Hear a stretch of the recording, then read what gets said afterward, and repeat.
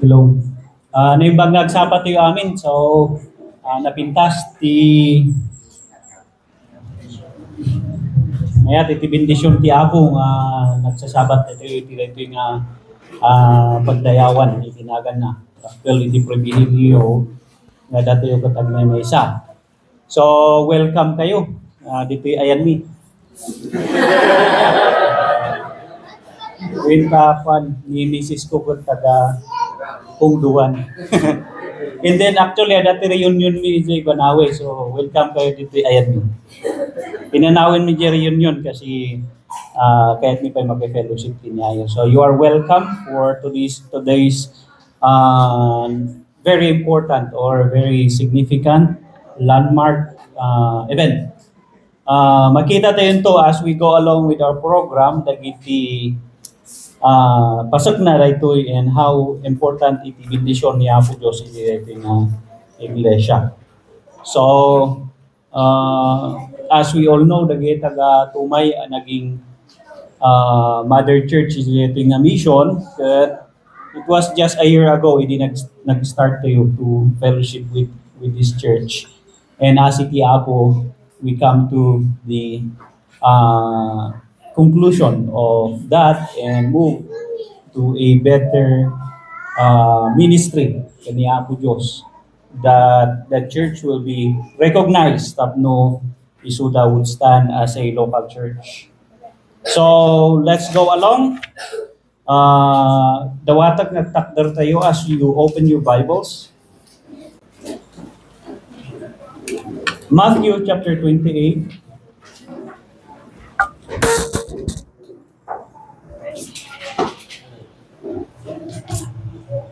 Matthew 28, we're going to read verse 18 to 20. Matthew 28, verse 18, Kunana, all authority has been given to me in heaven and on earth.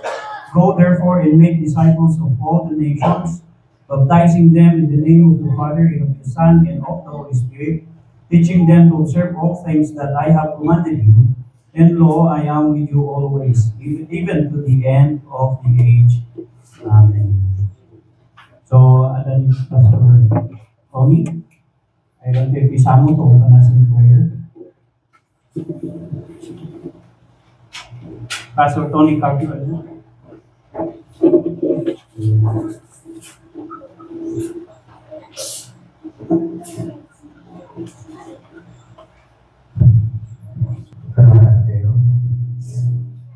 Malaya po Diyos, naging napitas na daw.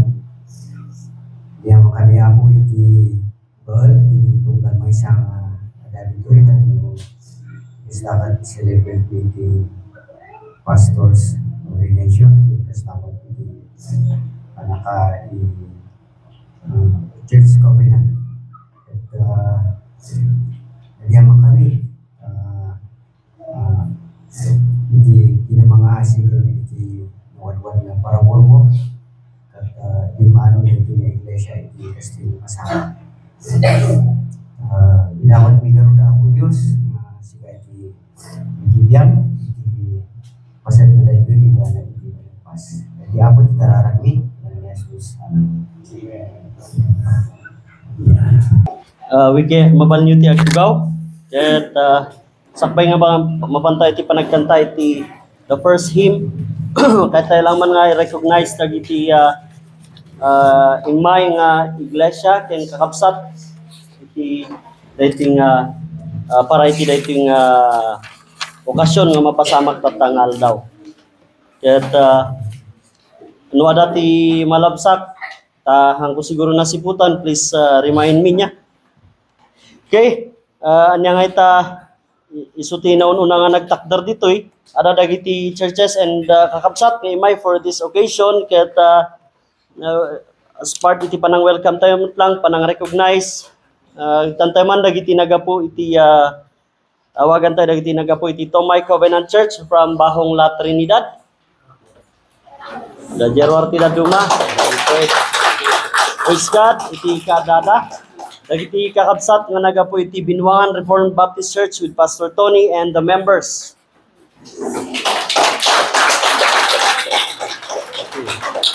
God, iti kadada. I apologize for the brethren nga nagapo iti dayto nga group ta naawan di panunot nga dinamag di specific church but iti group dagiti kakabsat from the Alliance of Ifugao Bible Churches. Dawatan mi mga nagtakder ta from those who came from AIBC. Thank you for coming and joining us para iti dayto nga okasyon. Salamat. Kastamot dagiti kakabsat from Bible Believing Baptist Church. Di Bagabag with Pastor Ferdinand and members. And then Natublang Reformed Evangelical Church, adadamot nga nakaumay from Natublang Bugyas. Okay.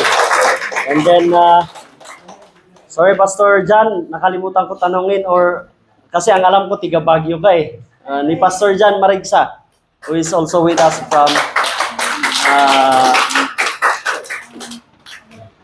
okay, so Rimor Paisuna. Ada pa kadi iti other church or kakabsat or group of another group nga nagapuan ti imay makiragsak iti dito nga pasamak. Okay, no awan nga rod irwar tayo dagiti J programs. Ada J pagkantaan tayo songs for covenanting.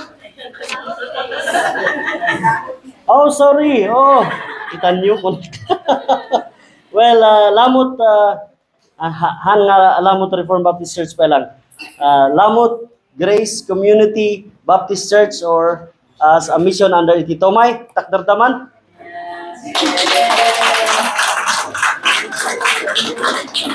Okay.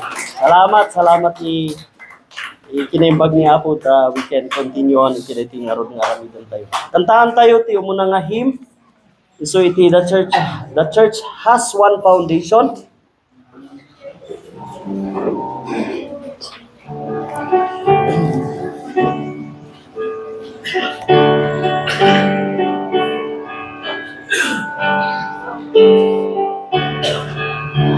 Ready? Sing.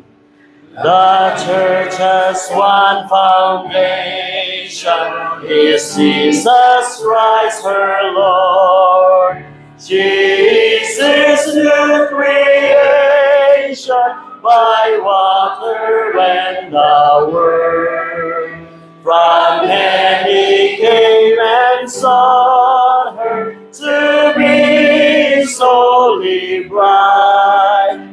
With his own blood he bought her, and for her life he died.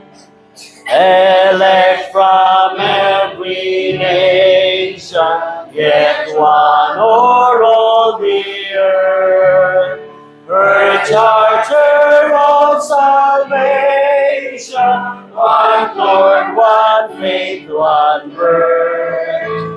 One holy name she blesses, partakes one holy food, and to one hope she dresses with every grace and good. Mid toil and tribulation, and tumult of her war, she waits the consummation of peace forevermore, till with the vision glorious her longing eyes are blessed. Then the great church victorious shall be the church at rest. Yet she on earth had union with God the Three-in-One, and mystic sweet communion with those whose rest is won. Oh, happy ones and holy, Lord, give us grace that we, like them the meek and lowly, on high may dwell with Thee. Praise God. Once again, I remind ka na tayo, iti kinapatag. Ken the sacredness iti institution nga insaad ni Apo Jesucristo, the church in which the foundation ket ni Jesucristo mutlaan. Ayaban tayo ti MC.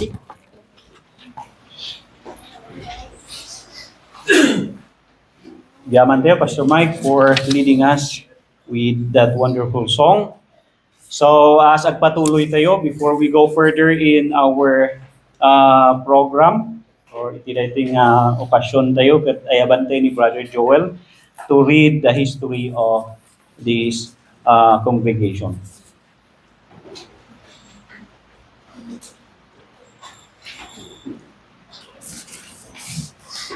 Thank you, Lord Jeff. Iti nga opportunity nga nakibasa iti nukasan nga nangrugi. Iti nga naurdo nga tayo tatang agsapa. Medyo anusan yung tanapos school sama tayo ito. Inayatig pa agbasa. Okay? So, kastiman, ibasa ta din tayo amin. The evangelical faith came to Ifugao people after World War II. Kasi manurugin yung World War II. Historic karot. Monuments of their ministries remain and alive until today, such as the vibrant evangelical churches of the Tuali Group, the Association of Ifugao Bible Churches of Ayangan, the United Church of Christ in the Philippines, or the UCCP, and others. More than churches associations, these unions were instrumental for the establishment of other common grace institutions such as the Good News Clinic, the Noah's Ark Orphanage in Banawe. Also, the Amganad translation of Bible and hymns in Banawe, the Ifugao Academy in Kiangan, and even our own Ifugao State University in Ifugao trace their history of these Western missionaries. So, dagita po kita tantanawin tayo, dagiti binasak na naadda ito iti Ifugao, babayin ka dagiti imununa nga missionaries nga may ditoy. Nya, kubingat pa lang kit at mamuk day. Good news idi ni Mr. Long. So talagang natayag so nga Long. Dr. Irvin, dagita iti kakauna ito Ifugao nga kiniayangan ni Dr. Trevor. Nya, Trevor. Pastor Trevor. So na iti Amerikano nga ayangan ti sa una. Nya. Also looking at Ifugao as a mission field, the Baptist group came later. So, imununa po dagiti Amerikano bago Baptist. Yeah, may dito. Later with youthful zeal and conservative fundamental convictions. In just a span of at least 2 decades, many churches were planted. One of these is the Bible-believing Baptist Church of Lamot. Yeah. So, dito yan na. So, agrugito yung the Baptist-believing Baptist Church of Lamot. The Bible-believing Baptist Church of Lamot came to existence by the missionary labor of the Metropolitan Baptist Church, or the MBBC, and the Independent Baptist Mission for Asians, or the IBMA. In 1995, Pastor Gilbert Tenorio was sent by the Landmark Bible Baptist Church in Benguet to plant a church in Lamot. Due to personal reasons, he decided to leave the work, though fruitful, to start a new work in Baguio. He did not leave the work heartlessly. He, with a few believers in the Bible-believing Baptist Church of Lagawi, which later adopted the mission work until its formal organization in about year 2002.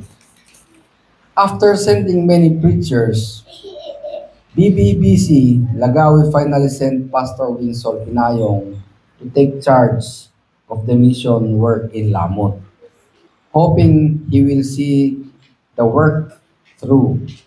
After about 3 years, they decided to organize the mission and change its name from MBB Mission to BBBC Lamut.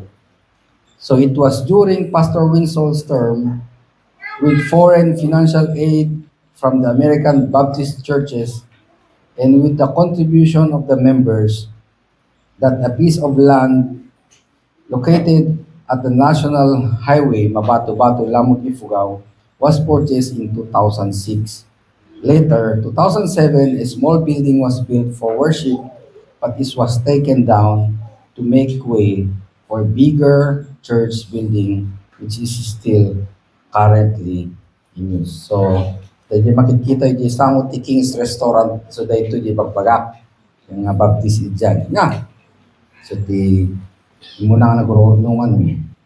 With the multi-million church building project still in progress, nga natata, kasi multi-million kami. Yeah. So, ang amalmal pas garot, multi-million garot. Yeah. So, Pastor Winsol decided to plant a new church in Bonto, leaving the church to his younger brother, sunan Pastor Roy Binayong, nakapsat na. Yeah. The turnover happened on December 2010 after Brother Roy Binayong graduated from Lagawe Baptist College. After pastoring the church for 8 years, so that ni Pastor Roy dito, after pastoring the church for 8 years, some few believers were added into the membership and a few young people surrendered for full-time ministry. In 2015, a small chapel was built in Barangay Hapit dito yung Apo Daytoyin for midweek Bible studies. So midweek pa lang din. The lot was graciously donated by Adun family, yung brother that sama po. Donate dito yung daga. Later, the chapel was demolished to give way to the nagaramit kami apo ito basit nga simbahan mingim gaputa at may nga ni Himaya project. Itaktakal ka nung binagbabagpag na yun narami naman niya. Tataktakal din ni Himaya project. So funded by the IBMA, which aimed to build quality church building in every outreach where it was needed. So actually dahito yung pagkagaderan tayo dahito tinagrugan na dito na ng Himaya project niya. As the church grew in years, so did some believers grow in their spiritual nurture. Christians from other evangelical denominations joined the church, and some challenged the pulpit in some conservative fundamental preferences. There is also a challenge of doctrine and life consistency, and in many more God-ordained means that help direct the church towards holiness. The church began to step into serious faith examination. So medyo seryoso na tatapay faith examination na. So those were dreadful days. Talagang nagiging kanukit dreadful days na. So when the internet reached the province, it became a useful tool for accessibility of the gospel truth. Some Christians in the church, including the pastor, resonated with the sermons and lectures of preachers and teachers who are mostly from other countries. Dumtengan ti at adung kaput internet makangkangit tayo ti duma mo nga preacher. Books also were also instrumental in their growth with authors like Martin Lloyd-Jones, Charles Spurgeon, John C. Ryle, Jerry Bridges, and others. At ito ang muni Pastor Mike dito yung author. Yan. Tumagi ni Pastor Mike. Ito ang muna ng author dito. Tatang na pantay di sumaruno, dinagbaliwan na ni Lamut Chris Community Baptist Church papasanungan ng Grugi. Eventually, around 2017, disagreements with the mission priorities of the Church Association or the IBMA started.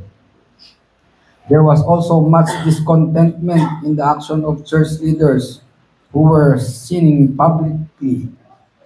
This finally convinced the church to call for a church homecoming for its past and present members with the hope of setting things in order and agreeing on what direction to take. During this event, the church decided to move out from the association with letter containing some major reason submitting to the regional and provincial directors. They also decided to have their own corporate registration change the name of the church to Lamot Grace Community Baptist Church or LGBC.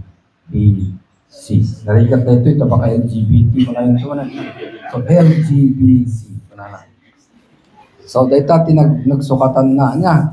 Nag-register da ito. So in 2018, as the church is starting to set, hindi kami palang alamot dito, nabaliwanan. Yeah?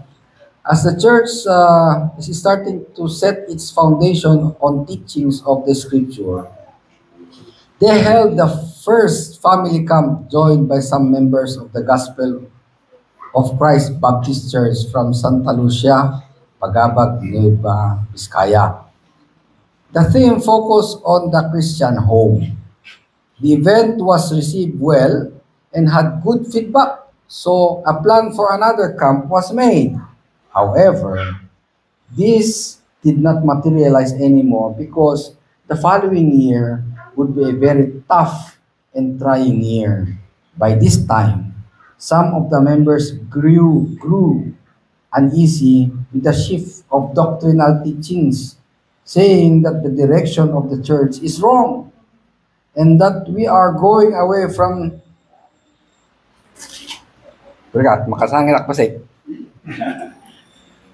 and we are going away from the greater company which once belonged to.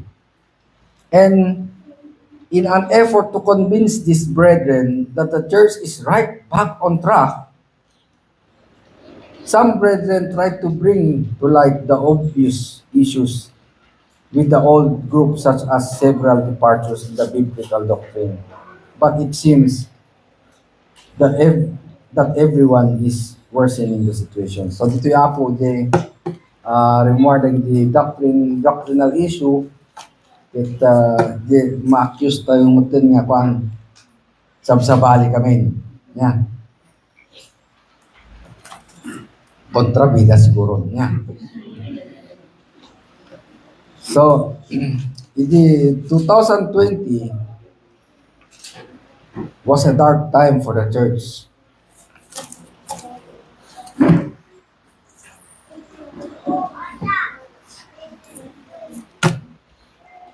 The outbreak of the pandemic, it became hard for the church to meet. It was also during this period of lockdown that the disagreements created due to differences in the doctrinal teaching grew. For the pastor, it seems that there was only one thing clear. It was time to vacate the office.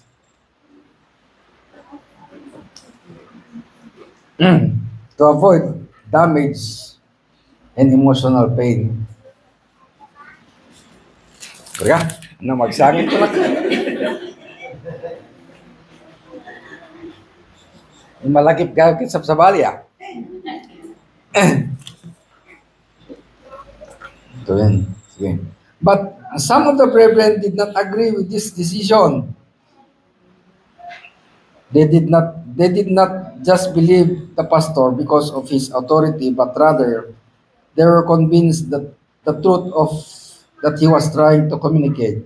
Nevertheless, in June 2020, the pastor resigned from office and church membership, and it was followed by resignation of about 30 church members as well. Ada kami dyan, 30. So nga dati mga rogyato Church of Hapit.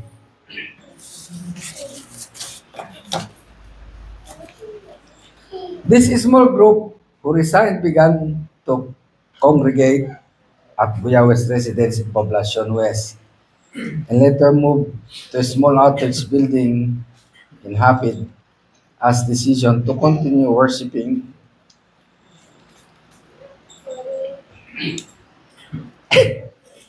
as a church solidified. Later on, some of them ceased to join the group. Adu kami apoy di. Meaning,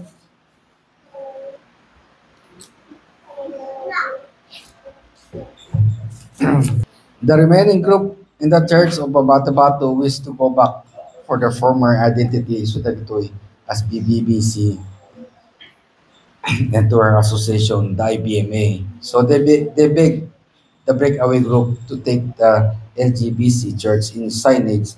Impay kat na pa yung signage midyayon. Katan nyo na ita, naganito italo yung tapid. So, inalam ya. Apay, tasilaw na junag.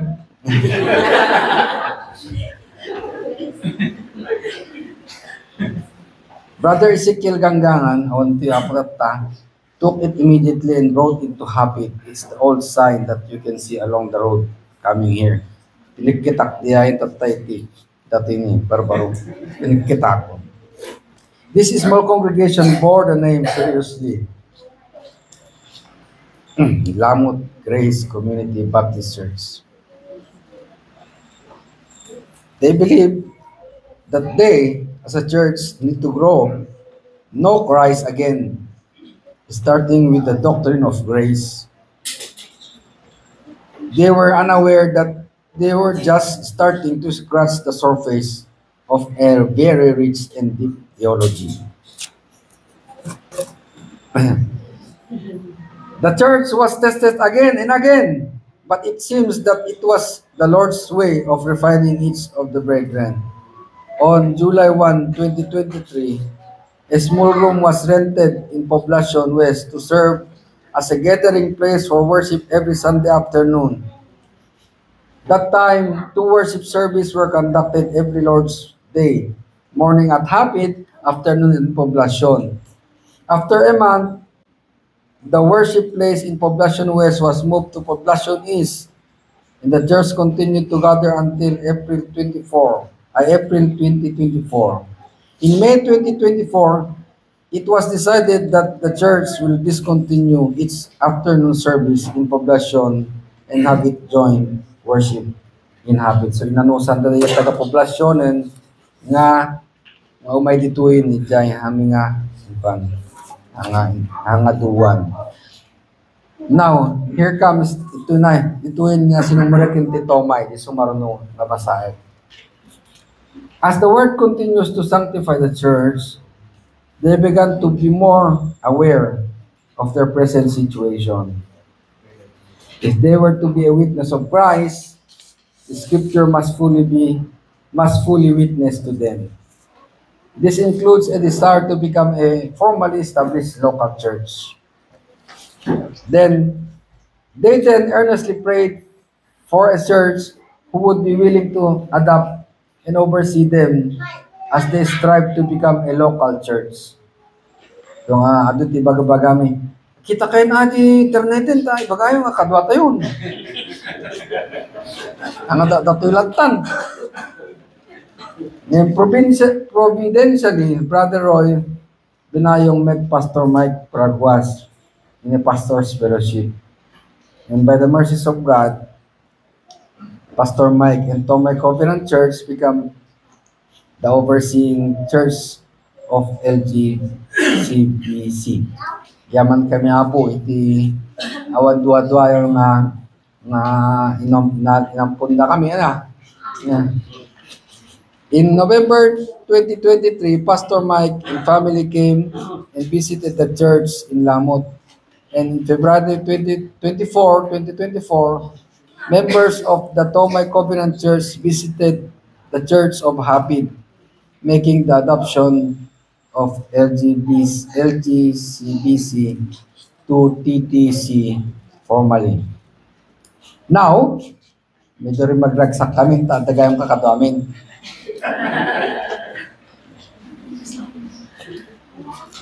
Tapay at itlog. Now, having a church of Christ standing for them, the church is more emboldened to keep on the ministries they have been doing. The teaching and preaching ministry were faithfully maintained with the help sa kanun kabelda niya. The church also sometimes hosts fellowships of the Evangelical Fellowship up north. Dito yung pagkagaderan dito kapsat nga pastor dito up north. Ifan nga panada. So dito ginagtakdag-tatay so di member iti Ifan. Okay? So mayat itag member dito kasi talaga nga every time they have fun. Yeah. Nalagsak lagi pastor dito nagsasabat ka. Yeah. Nagsasabat dapat yung doctrine dakit talaga nga tumutupker. An informal yet regular gathering of evangelical pastors and teachers here in the north, so the Ifan. A campus ministry also, Sola Gratia campus ministry was also started in Ipsu main campus together with other evangelical churches of like faith. Brother Roy serves as one of the teachers of the organization, while Sister Joyce, Sister Jelyn, Sister Denise also stand as their advisors in Ipsu. The Sola Gratia organization continues to host and co-organize Reformation Month conferences as well as regular weekly fellowship and Bible study. The church also agreed to give sufficient weekly allowance of Brother Roy to take the ministerial duties, mainly preaching and teaching. In the year 2024, the church started to regain strength to pray for church covenanting. So, hapo dito yun. The constant encouragement of Pastor Mike and prayers of other pastors and also members of the nag-atap ka namin, the Tomay, thank you for the prayers that will help this church significantly.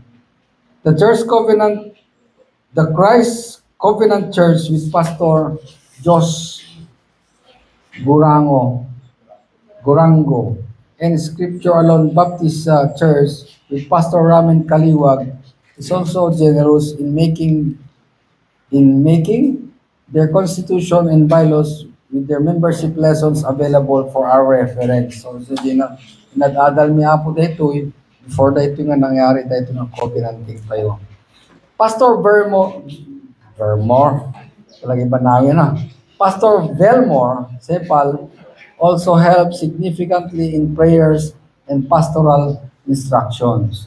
Tomay Covenant Church generously sponsored books that they are ready tools for Brother Roy's study.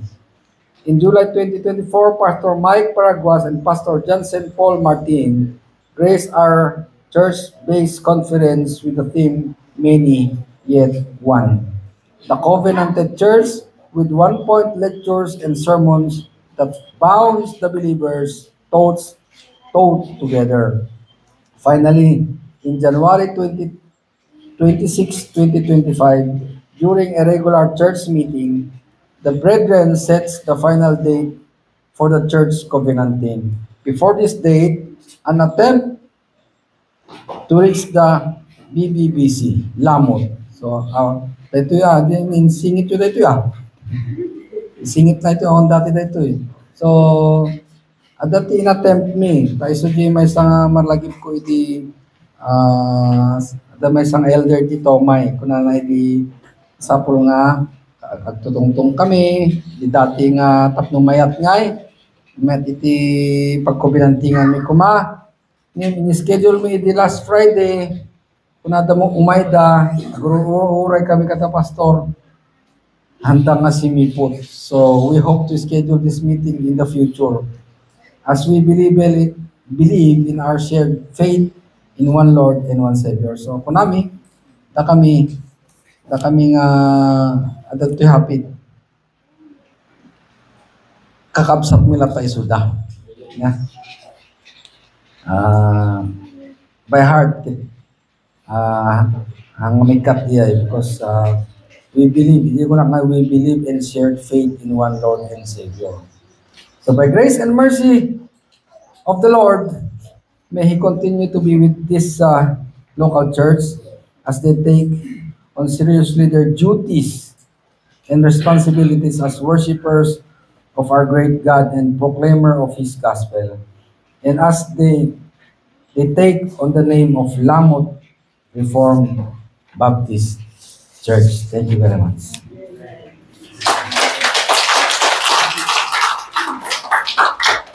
Yaman kami, Brother Joel, for the reading of the history. And from that, makita tayo ti bendisyon ti Apo. Iti may kami kat awan sa dito idi. So, bendisyon ti Apo na kita, and also some of the things that we can see up front. Ibagbagan ni Pastor Mike dito na mission.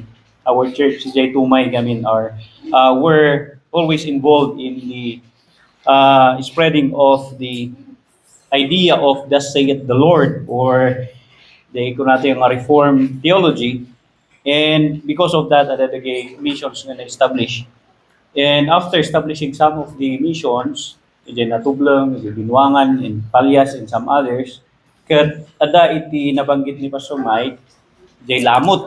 And it is something new. Kasi ada kami iti Benguet, iti Vizcaya, and comes Ifugao. So, we're encouraged to be part of that mission ng mag-alanganin ni Pastor Mike. But we prayed for it, and then isudiyay na pasamak ngayon may committee for a visit. Now, to go further with that testimony, I abante ni Pastor Mike for his testimony.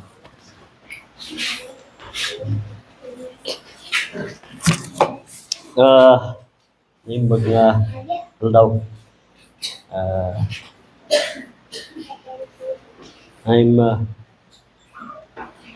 Idi binaganak ni Brother Roy to read the history. Awan pa ko na ni Brother Joel nga inayon da pag-istoryahan mi pa ila.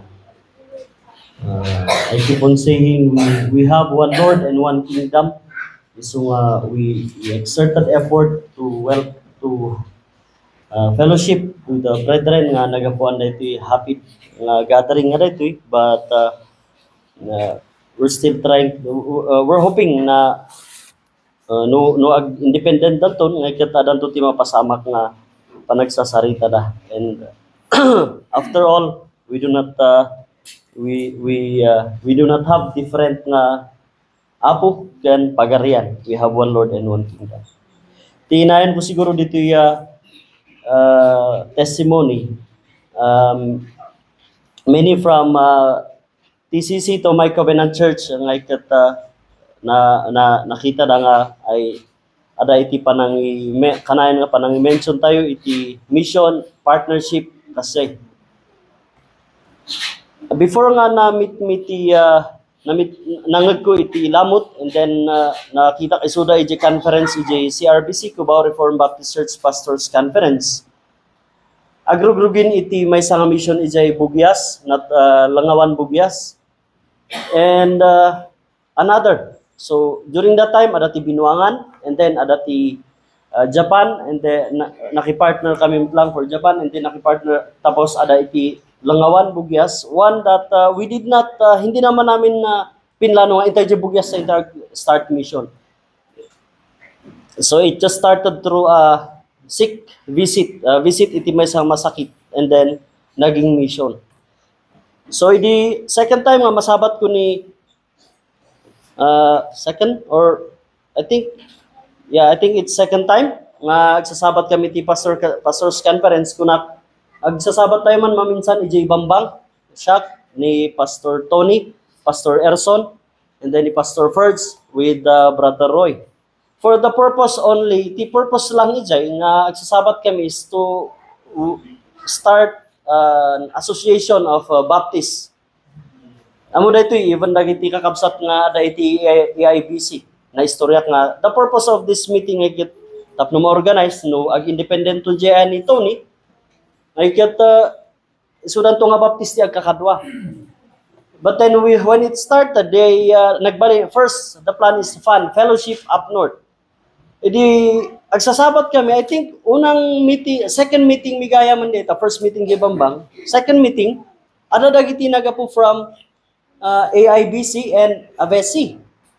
Dagito dyan nagapo evangelical. So immediately nga ako nakawan masapol sukatan dito ifan.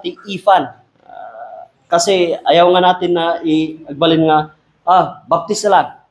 Because what we are bringing is not the baptisting but the scripture, or di ko na ni Brother Jeff tatay, thus saith the Lord. Iti pa nagpe-fellowship mi nga kasta, from time to time i-mention ni Brother Roy iti may panggap iti panagrugida toy, and Pastor Belmore knows about it. Napanda kadagiti idad mga churches. Ibaga pa ni Brother Joel nga agkita kayo ti internet ti pangibagan kakadwa tayo. So they went to Baguio, ang kamo no inarami da nga nagbirok na di internet. Maybe they even tried to Manila, but one thing I know for sure, they went to Baguio, and I'm aware of that na yun nanto damdaman ni Pastor Belmore. To cut short, basit nga kita iti parang tultuloy ti ifan, in-approach nak ni Brother Roy ket kuna nga nungay dakay ti pagpaadaptaran mi. Hangko amo no apay nga idurduro ni Pastor Belmore ni Brother Roy. Adatamon ti ko mapapan mo dita ti Tomay through Pastor Mike. And actually, even I was resistant kini Brother Roy. The only thing that kept my mouth silent, hindi ko na nga, nungay dito iti providensya ni Apo Diyos. That's how serious, dagiti doktrina nga, when we say we believe in the providence of God. Hindi baga na actually nga, nungay dito iti providence ni Apo Diyos. Ayaw kong paglaruan. Di ko na nga, nungay providensya ni Apo Diyos sa ito. Kasi nakita ko, kada hindi pa nakifellowship ko with them, they are really, I don't know, studyo sarak nga term nga, they are really desperate to find someone nga paki-identifyan, paki-kadwaan. Dito kakabsat dito hapit. So, hindi baganan nga no, dito yung iti providence ni Apo. I think, hanak ka nagsaoy jay, kunak sige, idanon ko ijay Tomay. That's the time, I went home to Tomay and open ko, and even as I opened to Tomay brethren, kunak piman nga kanyak personally, adamat ti daduma. Baka kung kunayo nga apay talaga madida nga tati hapit. Madin samat ni Pastor Belmore, madimot lang ni Pastor Mike. Hindi yung madi, han nga di madi in a sense, but we know nga it bears upon us han lang maibagam nga mission mi dayta. Hindi yung ganun eh. It bears upon us the responsibility, iti prayer and panakibiyang for good, iti panagtultuloy da aging gana ag-covenant da in which we're thankful ta imayan da ito. So imbagak iti Tomay, shock personally, I'm hanak nga narigat nga agbunak kunak piman, but agsipud ta it's not a one-man decision. The church of Tomay Covenant Church decided. I think if I'm not mistaken, intakdar ni Brother Jeff nga kuna nga this will be an exciting tali deti term da. Idi bagat ito may this will be an exciting manin nga partnership. Hangay nga ang ko mo na Jeric nak hang kumaawatan di ko na nga exciting, but we say yes. Idi makita tayo nga progress as the believers here nga ikat i-share damot iti ayat da kan tarigagay da nga agbalimot nga local church in obedience to the design of the Lord in the book of Acts. So, siyempre, insardan ko na, panag-resist ko, tanagwan mo iti local church. Alangan nga pagkukunkontraan di local church. So, hindi ako yung napilitan, but it is through the church. Deti pagmayatan na. Deti dakkel nga bentahin na if we are with the church. Adati mang alalay, adati mang tulong matlangkan ka, not only the mission but even to us individually. Ure kada kami matlang na pastors to help and guide us. So ibig sabihin nakita ko yung support iti local church of Tomay Covenant Church. Aging gana napasamak dagiti conferences, nagpasamak dagiti activities ket may sangaro di mayan mini kini Pastor Jinsen. We had a wonderful time of fellowship and panangpander kasi nag-focus kami iti may talaga nga purely on the covenant church membership and covenanting. And inayon ko lang, one of the challenge nga imbati ni Pastor Jinsen dito, and I know many of you here dito happy iti makalagit. Iti challenge si Pastor Jinsen kada tayo dito ngay there was a group of believers in England in the 1600s nga nag-covenant da. Jay may sa partidor, jay may sa jay babae isu ti makinbalay jay paggadaran da, jay may sa isu jay yang pastor, jay may sa kasalanga just an ordinary worker and nalipatak. So there are only 5 of them. If you remember that nga conclusion ni Pastor Jinsen. And I personally, ure ko na kamay sa kanila nagsuro nga that was a great challenge. They covenanted in the midst iti persecution nga diya nga ramiden da nga covenant, it could cause iti panakapapatay da because of religious persecution. Kat I'd like to believe nga dakal ti naging factor na day matlangan imbati ni Pastor Jinsen kada tayo to sa challenge. So from time to time nga umumayak ito'y nga ikat makalangan dagiti believers dito'y, and then especially kini Brother Roy kanayon nga mapamapan iti tungtungan may panggap iti covenanting. At ti final nga nang ibagaan na ti schedule, idi intad mo ni Brother Tony, Pastor Tony, iti schedule nga ti covenanting dakat March 22, in which many of you from Hapid na pang kayo nag-attendar. Ijay mo nga I asked nga final ban di schedule yung April 18 pa. That one kunada. Actually, I was expecting nga baka i-move that in May or June. Ang nga idi ko na nga final, well, let's go. Continue on. Kahit ko nga inayon dito for I don't know if proper I'm sorry, I will add it. December 31 was the effectivity of my resignation. Ijay Tomay Covenant Church as a pastor. But Tomay Covenant Church anda nga inawat diay, instead inikandak iti 6 months vacation until July.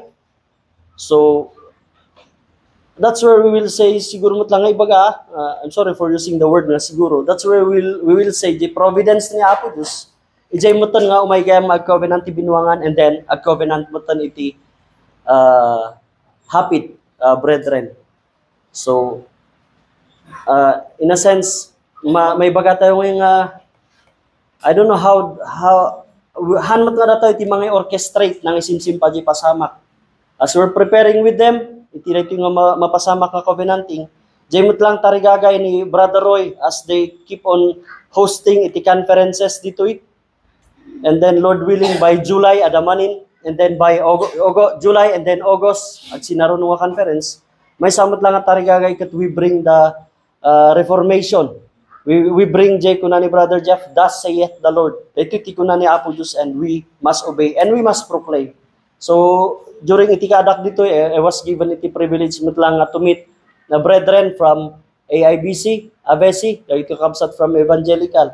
So dito nga covenanting on my part as naikan iti privilege nga may nag-testimony nga nakaitad iti panaka-refresh, panaka-challenge mo't lang nga we will continue on iti service as we bring dagiti sursuro iti sao ti Apo, and hanot nga napasamak dagitoy no awan dagito nga naging partnership or naging panag-aammo iti Tomay Covenant Church ken Hapid brethren or Lamot Mission. Minsan we just say Lamot Mission. Ada di panangibaga nga this is just to formalize iti panagbalinda nga church. Minsan ikarga tayo, it is just a formality. Ngam natutuusan, even though we say it is just, ano ti Ilocano ti just lang, sa lang kasay. But yet we know the weight na dito. Amo tayo jay dagsan na akas the scripture teaches us to do this in obedience to the Lord. Ijimbasa ni Brother Jeff Tatay, all authority is given unto me in heaven and on earth. Go ye therefore and make disciples of all nations, baptizing them in the name of the Father and of the Son and of the Holy Spirit, teaching them to observe all things that I have commanded you, and lo, I am with you always, even to the end of the age. Amen. Kita even last Sunday, adati napasamak nga baptism dito iti dua nga kabsat, profess their faith, and also they desire to be nga makipag-covenant iti daytoy nga iglesia. So ang kuamo no naalay di punpuntok nagnanayon, but the point is this is not just to have a local church no dikat, it is another venue kada tayo nga to expand more of what we believe nga daytoy ti ko nati sasaw ni Apo. So it started iti ko na lang nga tapno dati kakadwa da Pastor Tony and Pastor Erson, and then a friendship, and then panakabuhi iti desire to covenant, and then naadaan iti church to oversight, and then naadaan ti conference, naadaan ti fellowship, naadaan ti proclamation of the word, reformation teaching, and makita yung nga hindi lang ito nakulong sa agsasabat tayo covenant, hanlang nga diay nag-expand on a bigger nga panaka-spread iti sasaw ti Apo as I was given also na ikanak mat ayati privilege nga apan nagsuro ijay Santa Fe di last Friday no hanmat lang nga gapo iti panaki fellowship ko kini iti kakabsat dito happy through Brother Roy na ikanak mat ayati privilege nga apan nagsuro ijay Difon Quirino. It all started iti kuna tayo nga kasalang informal fellowship lang, but we praise God that in these little things that we do for His kingdom, hindi ka na tayo pa lang ti privilege nga makipasot iti ministry na kung tatanungin natin kailangan ba tayo ng Panginoon sa kanyang ministry, and the answer is no, but He gave us the privilege. And even that yung panag-covenant na it is a privilege for us also as TCC and to every one of us nga madadito to witness how God is working in the lives of the happy brethren. Dahil lang timay na ito.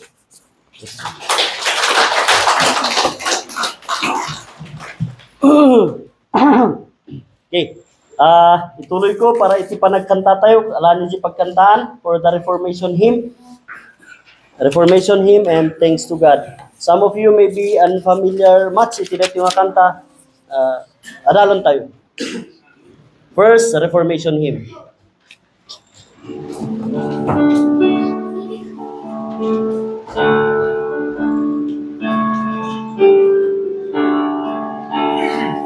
Ready? Sing.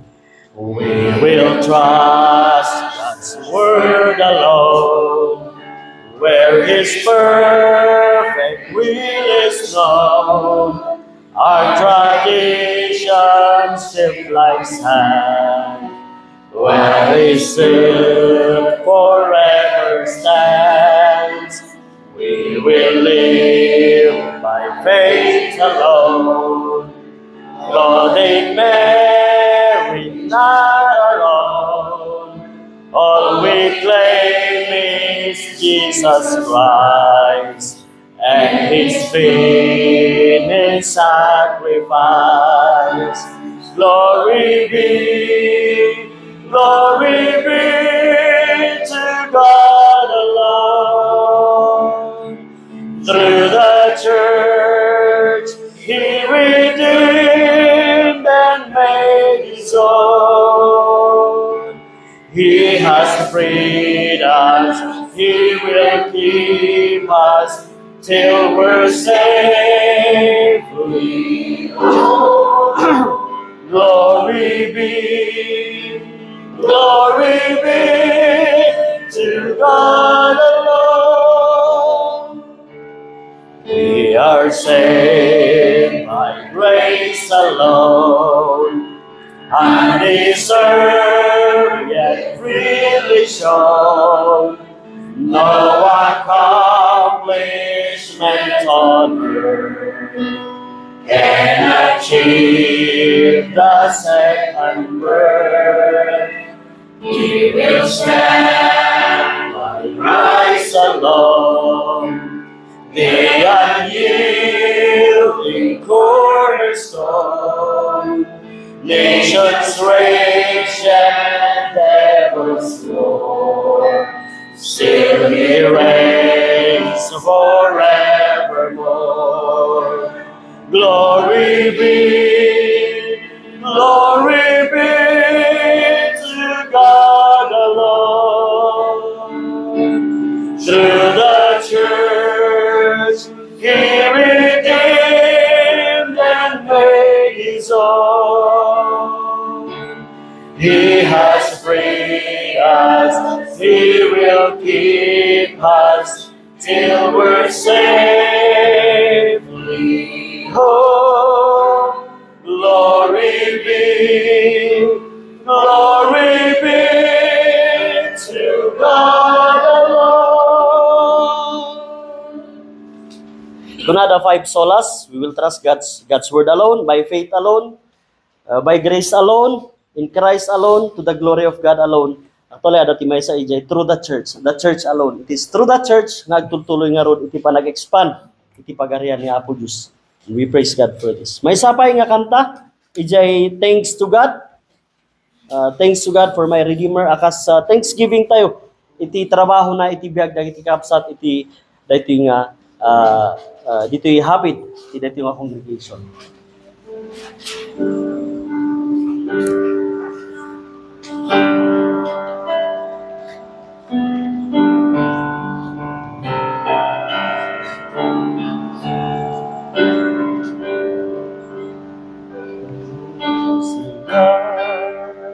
Ready? Sing.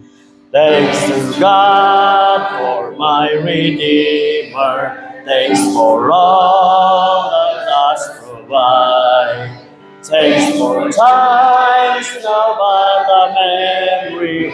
Thanks for Jesus by my side. Thanks for blessed and balmy springtime. Thanks for dark and stormy fall. Thanks for years by now forgotten. Thanks for peace within my soul. Thanks for prayers that thou hast answered. Thanks for what thou dost deny. Thanks for storms that I have weathered. Thanks for all thou dost supply. Thanks for pain and thanks for pleasure. Thanks for comfort and despair. Thanks for grace that none can measure. Thanks for love beyond compare. Thanks for roses by the wayside. Thanks for thorns to stand from pain. Thanks for home and thanks for fireside. Thanks for hope, the sweet refrain. Thanks for joy and thanks for sorrow. Thanks for heavenly peace indeed. Thanks for hope in the tomorrow. Thanks for all eternity. Nagado nga pagyamanan niya. Naimbagti ako.